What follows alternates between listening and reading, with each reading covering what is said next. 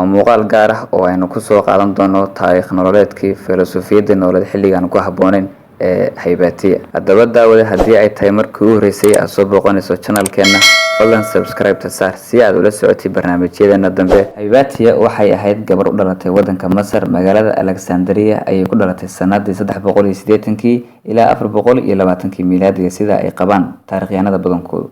Haybatiya waa magac asal ahaan ka soo jeeda Laatiin oo uu noqonayo macnihiisu tii sareynta u saaxiibka ahayd. Taariikhda caalamka inta la ogsoon yahay filosofiyadda reer Masar ayaa ahayd midda kaliya ee magacan ku suntaneyd.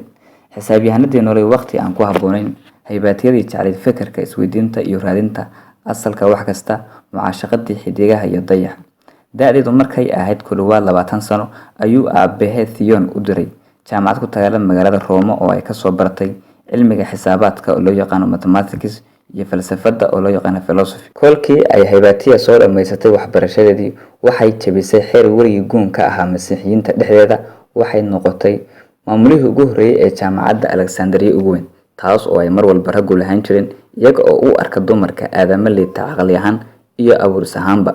Markii ay ku guuleysatay Haybatiya jagadaas, wax badan oo quursi, cadaadis iyo cunfi oo haweenka Alexandria lagu hayay ayaa sidoo hore kasoo dabcay.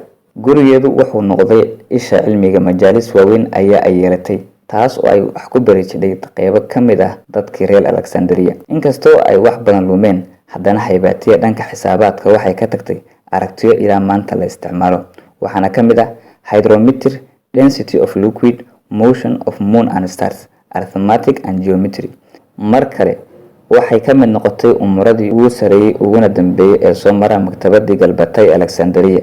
Aqoontii insaankii qumanaa ee dhexdhexaadka mar walba ahaan jiray ka didsanaa jahliga iyo indho-la'aanta ay ku jiraan bulshadeedii waxay noqotay midii sababtay dhimashadeeda. Waqtiga Haybatiya waxay kusoo beegantay xilli ay xaalad waalna ka jirtay guud ahaanba Alexandria. Diinta Masiixiga ayaa markaan ay si weyn u faafisay. Haybatiya waxaa lagu tuhmay ilxaadnimo iyo inay ka kufriday diinta samaawiga ah ee Masiixiyadda. Waa sabab ka mid ah sababihii loo dilay iftiinkii Alexandria. Maktabadii ugu weyneed ee cilmigu ku kaydsanaa waa ay gubeen. In ka badan 6,000 oo duub oo aqoon lagu keydiyay ayaa lagu gubay goobtaas. Waxaa ka dhacay wax aan taariikhda hore u soo marin.